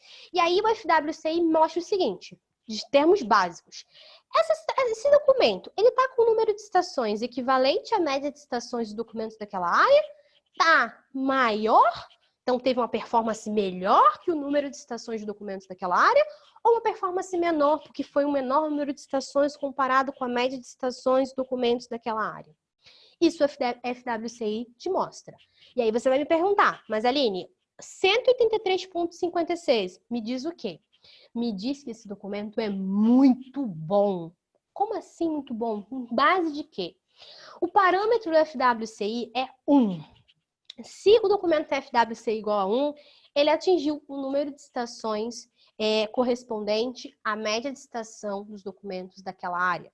Quanto maior que 1, vocês já entenderam, maior a performance do documento, tá? Então, quanto maior a FWCI acima de 1, o documento já está com um número de citações muito maior comparado com os documentos da mesma área. Tá bom? E aí, 133.56 é um resultado bastante expressivo para a FWCI, tá bom? Bem, o FWCI é casado com os tópicos de proeminência do SAIVL. Eu não falei sobre isso quando eu baixei na página, né? Mas está embaixo do resumo. Os tópicos de proeminência do SAIVL, eles são, na verdade, um grupo, uma reunião de documentos, tá? O SAIVL é uma outra solução da Elsevier, ele que é o dono do FWCI, na verdade, ele que mede o FWCI, e o Saival vai agrupando em grupos, desculpa a redundância, tá? Mas ele vai agrupando em grupos que ele chama de tópicos, documentos. Então ele vai reunindo um tópico tal, com documentos acerca de uma temática tal, e vai fazendo assim. Esse documento foi agrupado aqui nesse tópico, tá? Que eu não entendo do que está sendo referido aqui. Mas, de qualquer maneira, o que eu posso te mostrar? Que esse tópico, quando a gente clica no nome dele, a gente consegue ver um pouquinho da produção que foi agrupada nele. E aí, o que a gente consegue ver? Se estiver funcionando bacana agora nesse momento. De vez em quando surgem umas atualizações de Scopus na hora que eu estou dando os webinars e eu não consigo mostrar. Mas nessa parte, a gente vê um pouquinho da informação a respeito desses documentos, da produção que foi agrupada nesse tópico. Deixa eu tentar de novo. A gente conseguiria ver, depois de você tentar mais tarde, tá? Se eu não conseguir te mostrar aqui. Quais são os documentos mais representativos? Então, os documentos agrupados nesse tópico, fora esse que a gente está vendo os detalhes, que tem um número bacana de citações. A gente vai conseguir ver quem são os autores que contribuem para a expansão do conhecimento nessa temática. Tá? A gente vai ter muita informação bacana, uma pontinha, uma ligação com o Saival, tá? Para te permitir entender um pouquinho dessa produção agrupada nessa temática desse tópico, tá bom? Um paralelo com o Saival bacana. O que eu quero te mostrar aqui agora, tá? Quero te mostrar que você pode exportar esse documento de diferentes maneiras, tá bom? De praxe. Se eu tenho acesso a esse documento, quando eu pedir para fazer download, vai vir o texto completo direitinho, tudo certo. Mas eu quero mostrar para vocês que, voltando na página de resultados, e aí deve ter passado assim, despercebido por vocês, claro que vocês estavam prestando atenção em outra coisa que eu estava falando, mas na página de resultados a gente vai ter uma opção chamada Analyze Search Results. O que significa o Analyze Search Results? É uma opção que permite com que eu analise esses 779 resultados de documentos, tá? Quando eu clico nessa opção, o que a gente vai ter? A gente vai ter uma série de gráficos e tabelas que vão permitir com que nós analisemos, então, esses 779 resultados de documentos. O que a gente vai ter aqui? A gente vai ter um número de documentos ano a ano indexados em Scopus, né? Levando em conta, claro, o ano de publicação. Então, eu tenho em Scopus indexados 102 documentos que foram publicados em 2011 que seguem essa nossa estratégia de busca. E esse gráfico é maravilhoso. Eu vou replicar essa estratégia muitas vezes. Por quê? Porque geralmente os usuários veem sempre gráficos que estão em crescimento. E aí eles sempre pensam o seguinte: claro, por que está crescendo o número de documentos ano a ano? Porque cada ano a gente tem mais conhecimento, a gente tem podem ter mais pessoas pesquisando, tem mais conhecimento agregado sobre isso, e na verdade, não. Esse é um ótimo exemplo que te mostra a realidade, te mostra que tá caindo publicação sobre essa temática. Então, cada ano eu tô tendo menos documentos indexados em Scopus dentro dessa temática, com aqueles parâmetros que eu defini na minha estratégia de busca, tá? Isso me mostra, esse gráfico do número de documentos por ano, se o tema tá em alta, se o tema tá em baixa. Porque se o tema está em baixa, será que vale a pena eu colocar dinheiro ou colocar tempo para pesquisar nessa temática? Não sei. Isso aí já passa para um lado do pesquisador, né? Claro, tem um grande cenário dentro disso, né, nessa escolha. Mas eu quero te mostrar que você tem algumas informações analíticas bacanas que vai te ajudar, então, a fazer uma definição dessa estratégia que você vai tomar, né? Claro, a decisão que você vai tomar. Quero te mostrar aqui que você pode verificar onde tem trabalhos publicados sobre essa temática, tá? Lembra que você ficava no início da sua revisão bibliográfica caçando de texto, de plataforma de texto completo em plataforma de texto completo, onde tinha documentos sobre matemática? Você pode fazer isso, nada te impede, mas vamos ser mais eficientes nesse trabalho? Como que você faz? Vem para Scopus, faz a tua busca, dá a tua estratégia de busca e pede para analisar. Te mostra aqui onde você encontra documentos sobre inibidor de protease e atividade antiviral, ação antiviral. Você sabe que você vai encontrar nesses títulos aqui. Simples assim. Por que dificultar a sua vida se você pode facilitar? Você consegue ver também quem é o autor que tem a maior quantidade de documentos indexados em Scopus sobre essa temática da nossa estratégia de busca. Não pode esquecer nunca o nosso norte, que é a nossa estratégia, tá? Mas eu consigo ver aqui que o Ghosh é o autor que tem 44 documentos, tá, indexados em Scopus. Tô curiosa? Quero saber quem é esse autor? Clica no nome dele na tabelinha, tá? Que você vai saber quem é esse autor, vai chegar no perfil dele. Você também consegue ver, cuidado com esses dois gráficos, um que eu vou mostrar agora e o próximo, cuidado, para não interpretar errado. Aqui a gente consegue ver também o número de documentos por instituição. O que isso significa? Aline, tem aqui, ó, 23 documentos que estão ligados à Georgia State University. Isso significa que em 23 documentos eu tinha pelo menos um autor afiliado à Georgia State University. Ou seja, se um autor dessa universidade estivesse escrevendo um trabalho junto com o autor da UFMG, e vocês juntos publicam esse trabalho é publicado no título indexado no Scopus, o documento vai contar para qual instituição? Vai contar para as duas instituições. Então, o mesmo trabalho de vocês iria contar aqui em Georgia State University e também para a Universidade Federal de Minas Gerais, ok? Número de documentos por instituição está ligado à instituição de instituição de afiliação do autor. Que você vai usar a mesma ideia para entender o gráfico de documentos por país. Esse gráfico de documentos por país você vai interpretar da seguinte maneira. Tá bom, 69 documentos afiliados à Alemanha. O que isso me mostra? Esses 69 documentos têm pelo menos um autor afiliado a uma instituição alemã. Nesse documento pode ter autor afiliado à instituição chinesa, alemã, brasileira, não importa.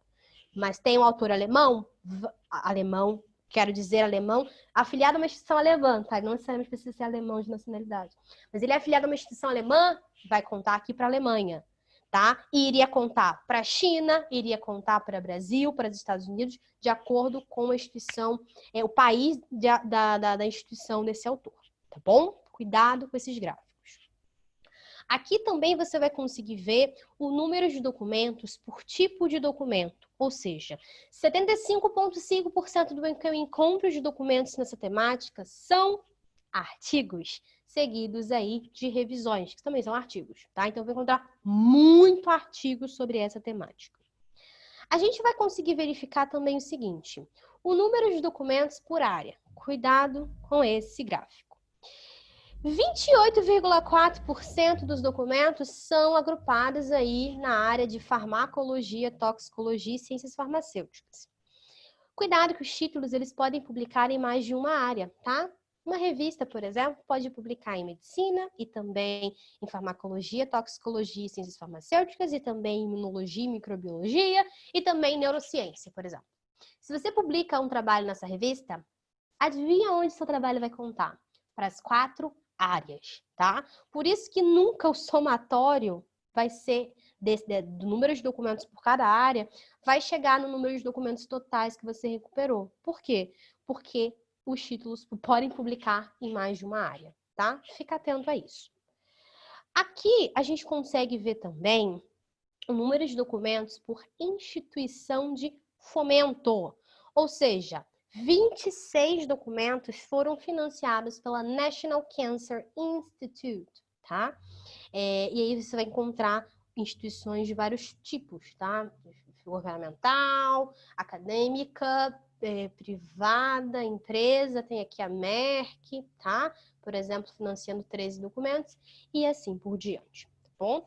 Uma série de gráficos vai permitir com que você analise esses resultados de documentos, tá bom? E aí, essa é a parte mais densa de Scopus, muito mais densa, porque tem muito detalhe, tá? O que eu quero te mostrar agora é o seguinte, eu vou te mostrar um perfil de um autor, mas não vai ser do jeito que você está achando que eu vou te mostrar.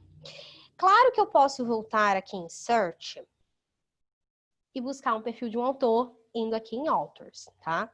Só que assim, eu não conheço os autores afiliados ao FMG, não conheço mesmo. Então, eu não tenho aqui um sobrenome, um nome para dar, para eu saber procurar um perfil de um autor afiliado ao FMG. Claro que eu poderia, né, buscar por um autor aleatório, mas eu não quero fazer isso. Eu quero customizar para vocês o webinar. Então, em vez de procurar o autor dando uma dessas informações, né, ou o ORCID do autor, se o autor tem um ORCID, ou o ORCID está associado ao seu perfil Scopus, eu também posso buscar o perfil do autor pelo ORCID.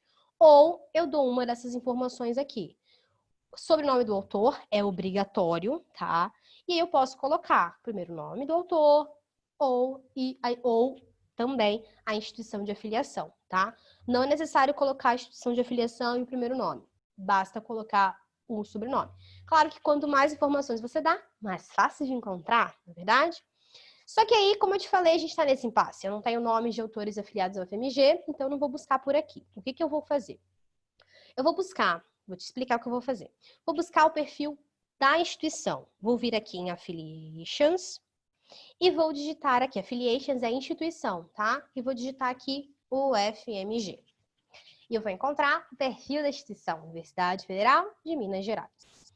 Quando a gente entra no perfil da instituição, além das informações da instituição, eu consigo ver aqui, ó, o número total de autores afiliados à casa, tá? E aí, primeiro, já que eu tô aqui no perfil da instituição, eu vou falar da instituição, tá? Vou mostrar algumas informações.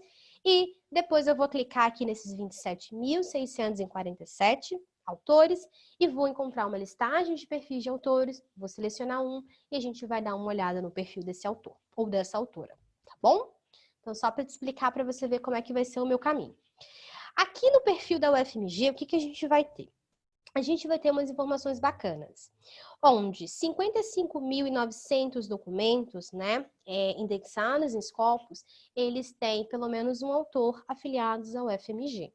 E, como vocês já viram, 27.647 autores se declaram afiliados ao UFMG. É muito autor.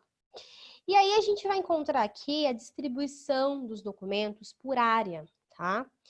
Cuidado, mais uma vez, lembra que os títulos publicam em diferentes áreas. Então, pode ser que a contagem aqui dos resultados, né, por área, supere o número total de documentos. Se superar, você já sabe o motivo, tá bom?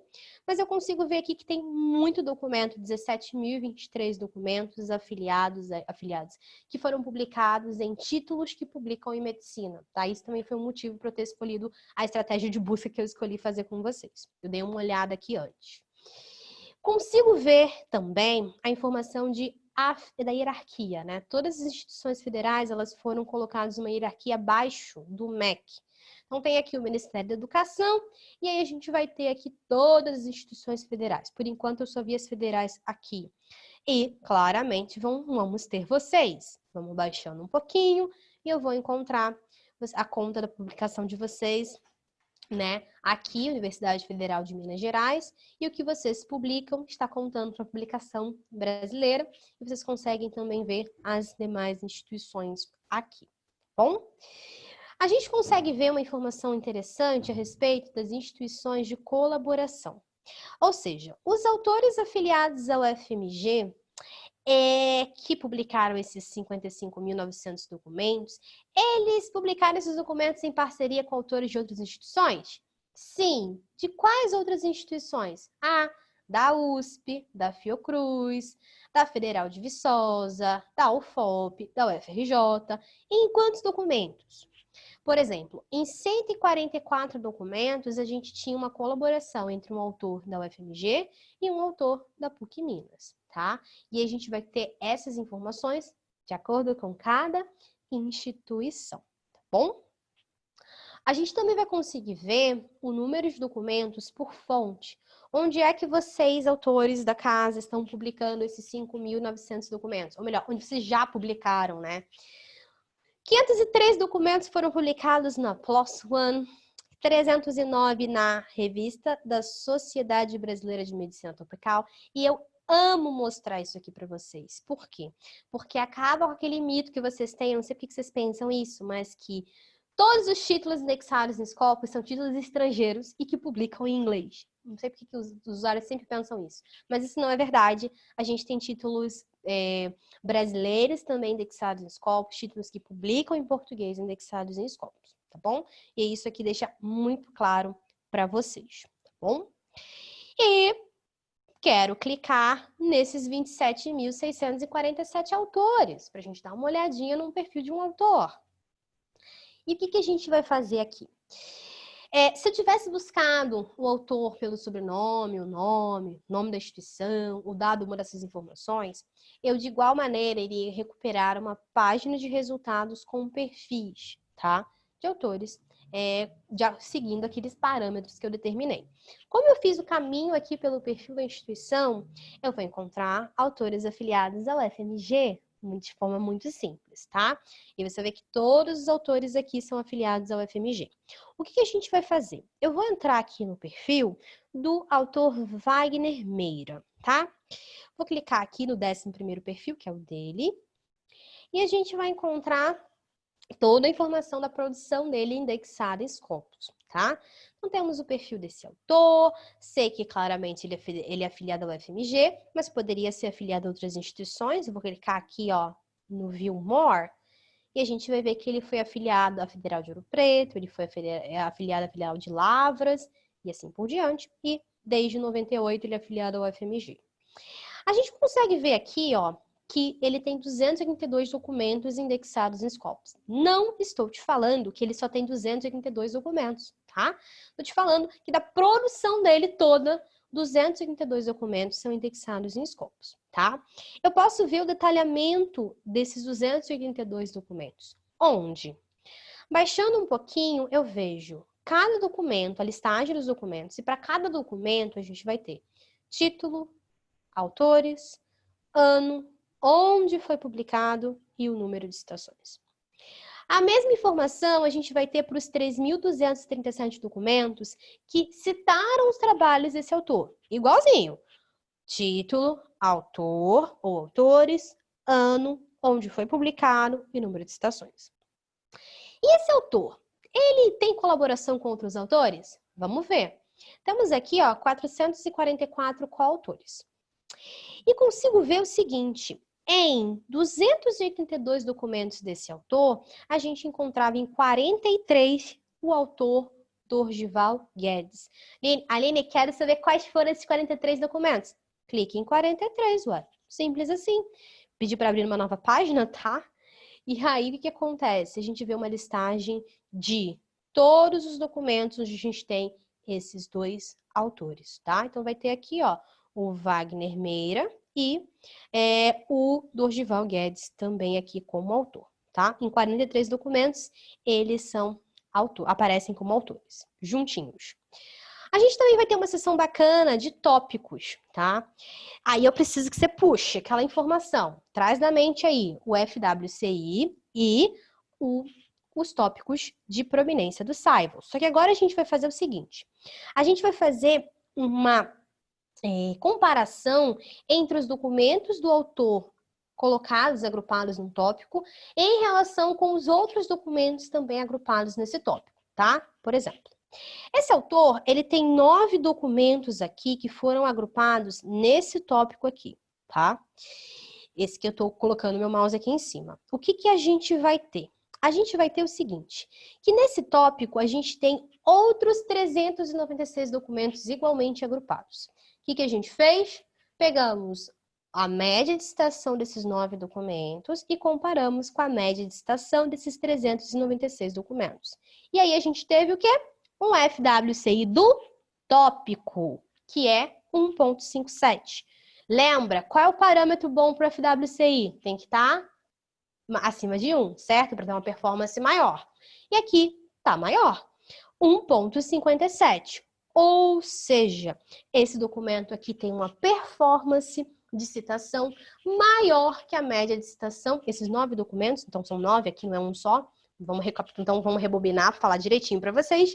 Esses 9 documentos, eles têm uma média de citação superior à média de citação dos 396 documentos, tá bom? E aí o autor, por meio desses tópicos, consegue ver o impacto do seu trabalho em cada temática de pesquisa ao qual ele se dedique, tá bom?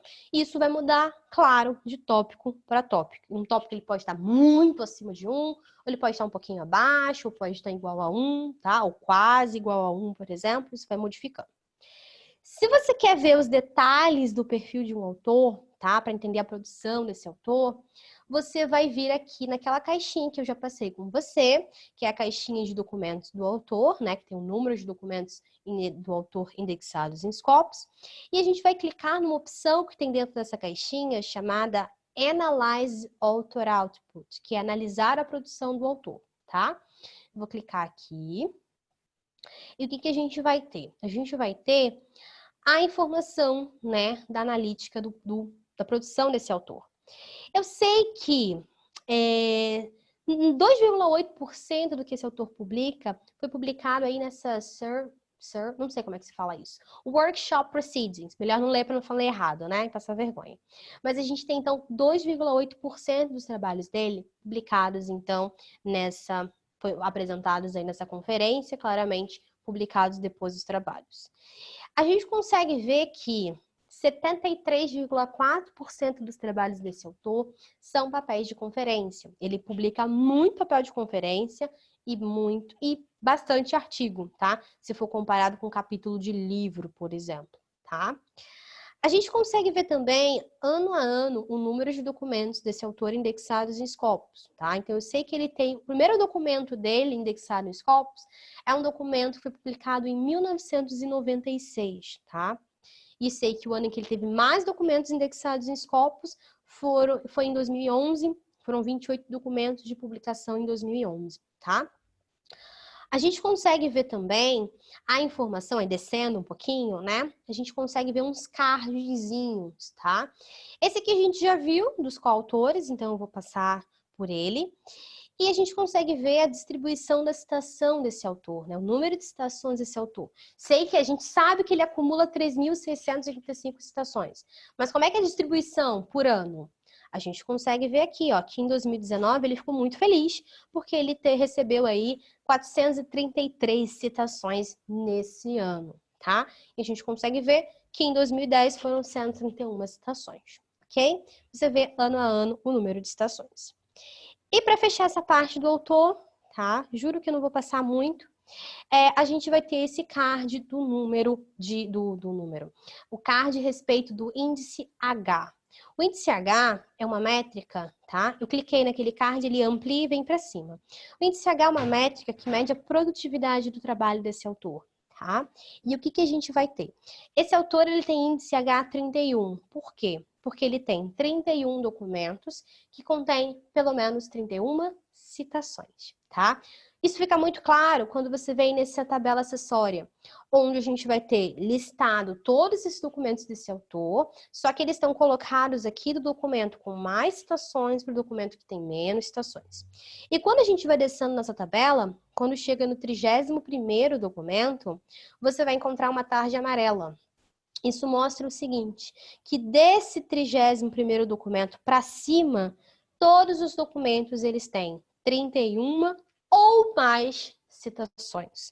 Por isso que o índice H dele é 31. Se você for subindo aqui, ó, do 31º para cima, já tá aqui, ó. Aqui já tem mais de 31, 33, 33, 34, 35 e só vai subindo. Então, ele tem 31 documentos e contém pelo menos 31 citações. Bom, por isso que o índice H dele é 31. Se ele quisesse que o índice H, porque não é só querer, né? Mas vamos supor, se esse autor precisa que o índice H dele passe para 32, o que a gente vai ter, o que ele vai precisar? Se contém pelo menos 32 citações. Concorda comigo que do 31º para cima, todo mundo já tem mais que 32. Ó, 33, 33, 34, e só vai subindo. Então, ele precisa resolver o, abre aspas, problema, fecha aspas, tá? Nesse 32º documento. Se ele ganhar uma citação nesse documento, ele passa de 31 citações para 32. E aí, ele vai ter 32 documentos com pelo menos 32 citações. E aí, o índice H dele passa para 32, tá bom? Simples assim. Esse que é o caminho para a gente fazer uma verificação, uma análise do perfil do autor. Tá bom?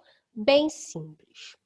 Eu sei que é muita informação que eu estou bombardeando vocês, mas vai ficar gravado, tá? Vocês vão ter acesso a essa gravação, então fiquem tranquilos que vocês vão poder revisitar a Aline falando sobre isso depois, tá bom? E por último, para terminar, e é bem rapidinho mesmo, eu quero mostrar para vocês como fazer a avaliação de títulos, tá? Para fazer avaliação de títulos, a gente não usa a aba Search. Acabou Search, não tem mais Search. A gente vai usar a opção Sources. Sources são as fontes que Scopus indexa. Eu vou clicar em Sources e aí eu vou ter todos os títulos que Scopus indexa, tá? Para cada título eu vou ter informações. Por exemplo, para cada título que tem aqui, eu vou ter o Site Score de 2019. Todas as métricas aqui estão mostrando de 2019, tá? Você pode escolher para o ano que você quer. O Site Score, que vai estar explicadinho para você. O Site Score dessa revista é 435.4, porque foram 47.455 citações, divididos por 109 documentos, considerando aquele período certinho dos 4 anos, lembra do Site Score? Eu sei que 94% do que foi publicado nessa revista, é uma revista, tá? Em 2019 foi citado, um alto percentual de citados, viu? De documentos citados. Consigo ver as métricas SNP, Simago Journal Rank, que lá no meu material você tem a informação do cálculo, mas só para você, né, não ficar meio que não ficou bonitinho, não ficou redondinho aqui.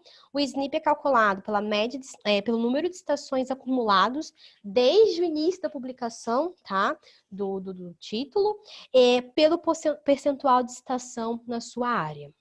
E aqui a gente vai ter o Simago Journal Rank, que é aí sim a média do número de citações ponderadas, tá? Tem um pezinho aí calculado, dentro de um ano, dividido pelo número de documentos publicados nos últimos 3 anos, tá bom? E aí você tem a informação dessas duas métricas, e sei que esse título é publicado pela Wiley, tá? Wiley Blackwell. O que a gente vai fazer? A gente vai buscar por títulos, tá? A gente pode buscar um título pela área. Eu quero buscar títulos de engenharia mecânica. Eu chego aqui nessa linhazinha e posso digitar mechanical. Não precisa digitar tudo. E eu vou encontrar uma opção que vai fazer referência à engenharia mecânica. Eu poderia marcar, ó, a caixinha de Mechanical Engineering e peço para dar apply. Finalizou, tá tudo certo. É isso que eu preciso. Eu vou encontrar só títulos de engenharia mecânica, que publiquem em engenharia mecânica ou publiquem também no escopo de engenharia mecânica, tá? Posso buscar por títulos que, utilizando o nome. Eu quero buscar uma revista que está aqui indexada Scopus, o nome dela é Cancer Cell. Eu digito aqui, ó, Cancer Cell. E aí eu posso recuperar esse título, eu vou ver ele aqui. Posso buscar um título por editor? Aline, eu tô curiosa de saber quais são os títulos que a Emerald publica que estão indexados em Scopus. Eu faço uma busca por título. E venho aqui, ó, Emerald. Seleciono. E tudo aqui vai ser publicado pela Emerald, tá bom? Uma outra coisa, que sempre vocês me mandam um e-mail. Não que eu não goste, eu gosto quando vocês me mandam um e-mail. Mas geralmente me perguntam o seguinte, pergunta comum de e-mail. Aline, como que eu baixo a listagem de todos os títulos que Scopus indexa? Dá uma olhada que aqui, ó, você vai ter uma opção chamada Download Scopus Source List. Quando você clica aqui, ó, você pode baixar toda a listagem de todos os títulos, o nome dos títulos que Scopus indexa, e também pode baixar uma listagem com os títulos acompanhando as métricas referentes a ele, tá? Só para você saber. Download Scopus Source List. E aqui você pode buscar os títulos por ISSN, tá? O que eu vou fazer? Quero buscar um título por área. Vou buscar por títulos que publiquem em oncologia. Por quê? Porque eu já estou, assim, meio acostumada a fazer uma comparação de título de oncologia e eu sei quais títulos que têm que ser comparados com os quais, tá? Você vai saber fazer isso para os títulos da tua área, tá bom? Tô te mostrando que você vai replicar para a tua necessidade. Eu vou digitar aqui oncologia, não precisava, tá? Eu poderia simplesmente não digitar oncologia e ir baixando na caixinha e até procurando a subopção oncologia, tá? Aqui não tem ciências dos insetos, das plantas, poderia ir procurando onde estava oncologia, tá? Vou digitar aqui oncologia, vou dizer que serve para mim oncologia para medicina, serve, e serve oncologia para enfermagem, bacana. Marquei as caixinhas e clico em apply. Clicando em apply, a gente vai encontrar os 504 títulos que publicam em oncologia, ou que publicam também em oncologia. E vou clicar num título desse, por exemplo, na Nature Reviews Clinical Oncology. E aí eu vejo os detalhes desse título, tá? Vejo que esse título, tudo que foi publicado nesse título entre 2009 até hoje é indexado em Scopus. Então, se você quer publicar numa revista indexada em Scopus, você da oncologia, pode considerar a Nature Reviews Clinical Oncology, tá? Se você tem essa meta. Sei que é uma revista da Springer, é uma revista que publica em oncologia. E aqui abaixo a gente consegue ver as métricas, tá? A respeito do site score e o site score tracker. Já sei que o comportamento do site score dessa revista foi muito bom esse ano. A gente está em julho, vai daqui a pouco, né? A gente está 3 de agosto, na verdade. Ele vai atualizar a informação de agosto, mas já com a informação que a gente já tinha do acumulado em julho, a gente já tinha visto, a gente já vê que essa revista já superou o site score do ano passado, tá? E sei que ela é o quinto melhor título de 331 títulos que publicam em oncologia. A gente consegue comparar, entendeu? Por categoria. Se eu quero comparar, e para fechar de verdade, tá? Se eu quero comparar esse título com outros títulos, lá no topo da página, no canto superior direito, a gente vai encontrar uma opção chamada Compare Sources, tá? Eu clico em Compare Sources, que é comparar títulos, fontes.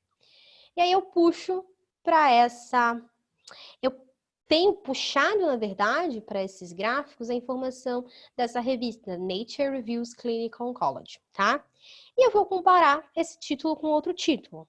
Posso comparar com até 10 títulos.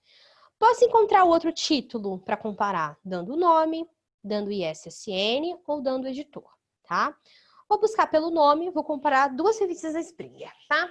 Vou comparar a Nature Reviews Clinical Oncology com a Nature Reviews Cancer. Eu vou clicar em Search. E eu achei esse título aqui, ó. Tá o resultado. Eu marco a caixinha e boto essa revista lá. Poderia colocar, tá? Mais revistas até fazer 10, bom? E aí eu consigo comparar esses títulos pelo site score, tá? Sei que quem tem o maior site score desde 2011 é a Nature Reviews Cancer. Eu consigo comparar, então, pelo Simago Journal Ranking, que vocês já viram comigo, que é uma outra métrica de reputação. Consigo ver que a gente consegue fazer a comparação pela métrica SNP, tá? Pelo Simago Journal Ranking, que eu já mostrei. A gente consegue ver a comparação pelo número de estações ano a ano. Então, eu sei que, olha, em 2019, a Nature Reviews Cancer recebeu mais citações dos documentos dela do que os documentos publicados na Nature Reviews Clinical Oncology, tá? Consigo também comparar esses títulos por número de documentos publicados. Engraçado, né? A Nature Reviews Clinical Oncology, ela publicou mais, pelo menos em 2019, que a Nature Reviews Cancer, tá? A gente também consegue comparar pelo percentual de documentos não citados ano a ano. Então, eu consigo ver que em 2019 foi quase pertinho, as duas quase empatam. Mas 49,28% do que foi publicado na Nature Reviews Cancer não foi citado, tá bom? E consigo comparar também pelo percentual de artigos de revisão ano a ano. O que são artigos de revisão? Eles mostram pra gente o avanço do conhecimento no matemática, tá? Então, consigo ver aqui que a Nature Reviews Cancer, tá, em 2019, publicou um pouquinho mais do que a Nature Reviews Clinical Oncology, em termos de artigos de revisão. 24,64% do que ela publicou em 2019 foram artigos de revisão, tá bom? E aí, a gente está mostrando para vocês aqui um recurso de modo que vocês possam comparar esses títulos, tá? Podem ser FISH de 2 títulos da Springer, mas poderiam ser títulos de várias editoras, tá? Sem nenhum tipo de problema. Para que em base a esse processo, de repente, ajude, né, nesse processo de escolha de vocês por um título ou não, tá bom? Bem, respeito, antes de eu responder as perguntinhas, tá? Se você precisar sair, não tem problema. Eu que passei um pouquinho. Então, você pode ir tranquilo, você vai receber o acesso à gravação e você pode ver esse pedacinho depois, tá bom? Vocês vão receber até sexta-feira, tá? Até sábado, tá? Até sábado, na verdade, um e-mail Quem participou do treinamento Science Direct sabe do que eu tô falando. Vocês receberam um e-mail com algumas informações. Uma informação, um link para você avaliar o treinamento, tá? Muito importante para as minhas métricas, avalie o meu treinamento. Eu não vou saber o que você falou, tá? Então pode falar o que você realmente achou. Vai ter um outro link com um código para que você acesse e baixe seu certificado. Vai direitinho lá as informações para que você saiba de fazer esse procedimento. Mas se você tiver alguma dúvida, me manda um e-mail, tá bom? E vai ter um outro link, um terceiro link com um código. Esses você vai utilizar para fazer o acesso à gravação. No corpo do e-mail, eu digito tudo direitinho para vocês saberem do que é relacionado aqui, tá bom? Se sábado der sábado, até sábado você tem que receber, tá? Se der domingo, você não receber, na segunda-feira você vai fazer o quê? Vai me mandar um e-mail, tá bom? Que aí eu vou resolver a sua situação, ok? Deixa eu ver aqui as perguntas. Quando você é autor de artigos indexados em Scopus, você já adquiriu o índice H, é necessário ter um login? Então, Bruna, quando você publica, né, pelo menos 2 documentos em fontes que o Scopus indexa, é gerado um perfil de autor para você, tá? E aí, vai começar a contar todas as suas métricas de autor, inclusive o índice H. Você não precisa ter login nenhum em Scopus. Lembrando que o login é só para que você crie alertas, salve estratégias de busca, tá? Não está relacionado aí, tenho que criar um login para ter um perfil. Não, isso não tem relação, tá bom? Posso usar termos mesh, como no PubMed, para busca em Scopus ou formato diferente? Você pode utilizar os termos controlados, tá, Ana Carolina? Inclusive, lá na busca por documentos, na busca por documentos, não. Na busca avançada, você tem um campinho aqui embaixo. Deixa eu apagar para que eu possa, de repente, inserir na estratégia, você possa ver. Você tem um campo chamado Keywords, de uma categoria chamada Keywords. E quando você abre ela, você vai ter a possibilidade de buscar por vocabulário controlado. Aí você seleciona esse campo com essa sintaxe, que é Index Terms, né? Clica no mais, e aqui você pode colocar, se o termo controlado fosse, por exemplo, Antiviral Activity, você colocaria aqui, ó, Antiviral Activity. E aí você vai buscar só nos termos controlados, tá? Tem essa opção, ou você pode buscar nos campos determinados utilizando os termos controlados também, tá bom? Luan está me perguntando se o Scopus é voltado exclusivamente para a área de biológicas e exatas ou posso encontrar material de humanidades? É multidisciplinar, você vai encontrar material, documentos de todas as áreas do conhecimento. Aqui, ó, também te mostro que na busca avançada, você pode buscar por área, tá? Tem uma categoria aqui que é Subject Area, e você vai ter, ó, ciências da saúde, ciências da vida, ciências físicas, ciências sociais. Se você perguntou de ciências sociais, imagino que você seja de ciências sociais, Luan. Quando você abre aqui, ó, você consegue ver de todas essas subopções dentro de ciências sociais, tá bom? Vamos ver mais aqui. Conteúdo de medicina e veterinária, onde eu acho? Em Scopus, tá? Você vai encontrar em Scopus. Como medicina veterinária também está em biomédicos, você pode encontrar conteúdo interessante também, com possibilidade de fazer uma revisão sistemática, medicina baseada em evidência, etc., se for necessário. Não sou da área de saúde, não sou a melhor pessoa para ficar pontuando isso, mas você vai encontrar conteúdo também em Base. Mas Scopus serve para todo mundo, tá bom? O Scopus conta o primeiro autor, últimos autores, que são geralmente coordenadores da pesquisa, ou todos os autores? Todos os autores, tá? Todos os autores, a gente vai encontrar... Deixa eu rodar essa estratégia para te mostrar. Todos os autores vão estar listados aqui em Scopus, na indexação. O que vai acontecer é que um autor vai ser o autor correspondente. E esse autor correspondente, ele pode ser identificado aqui, sem problema nenhum. Geralmente, no final da informação referencial, a gente consegue ver o autor correspondente. Esse aqui eu nem sei por quê. Não está aparecendo, mas geralmente é assim. Fica do ladinho do nome do autor um bonequinho. Deixa eu ver se eu encontro um outro documento. para mostrar. E aí você sabe que é o autor correspondente. Mas é sempre todos os autores, eles vão ficar aqui disponibilizados para você. Por exemplo, aqui, ó, tá vendo? Esse autor aqui, ó, desculpa. Esse último autor aqui, ó, tem o símbolozinho dele do bonequinho. Esse é o autor correspondente. Mas todos os autores estão aqui definidos, tá bom? Qual a diferença entre Science Direct e Scopus? Maria de Lourdes, Science Direct é uma plataforma de textos completos, tá? E Scopus é uma plataforma referencial, propostas diferentes, como eu falei anteriormente. Science Direct eu vou para buscar acessar o texto completo da Elsevier, tá? De conteúdo da Elsevier. E Scopus é uma plataforma que já tem vários outros recursos, métricas, etc., para que eu entenda a produção acerca de um tema, para que eu consiga ver a produção que está relacionada a uma instituição, para que eu possa avaliar títulos, são propostas diferentes, tá bom? Respondi 21 perguntas, tá? Deixa eu ver aqui mais uma outra pergunta. A plataforma repositório Compendix está dentro do banco de dados de Scopus, né? Não, Jarbas, está dentro, ó, da Engineering Village. Calma aí.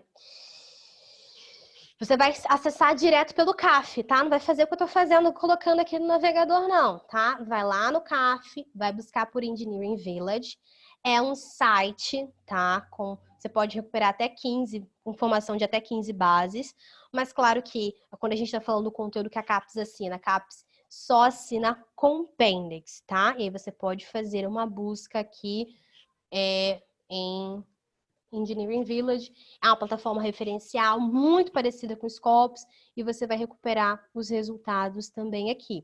Mas tem aquela diferença, né? Indexa normas técnicas, indexa teses e dissertações de engenharia, tá bom?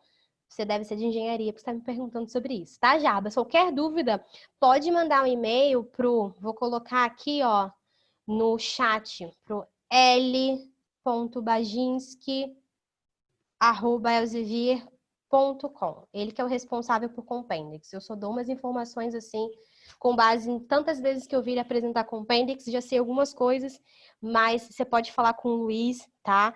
Que ele vai te saber dizer muita coisa, tá bom?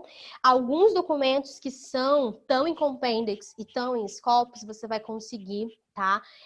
Vai mostrar para você. Às vezes aparece aqui em cima, View em Engineering Village. E aí ele te leva lá para Engineering Village. View em Embase, te leva lá para Embase, porque esse documento é comum. Nem sempre os documentos vão estar indexados nas três, tá bom? Pessoal, era isso que eu tinha para falar com vocês. Eu respondi 24 perguntas, tá? Faltaram 14. Mas estou à disposição de vocês. Se vocês puderem mandar um e-mail com essas dúvidas, se vocês quiserem, né? Pode entrar em contato comigo, tá? Pelo a.b.silva@elsevier.com ou pelo treinamento-rso@elsevier.com. Me perdoem pelos minutos passados aqui, tá? Mas eu sempre me empolgo e sempre quero responder a vocês e mostrar tudo que eu sei para vocês, de modo a compartilhar esse meu conhecimento. Eu gosto muito disso, mas sempre as ordens para vocês no que for necessário, tá bom? Muito obrigada, eu espero vocês para a sessão de Mendeley, tá? Fiquem bem, se cuidem e tchau, tchau!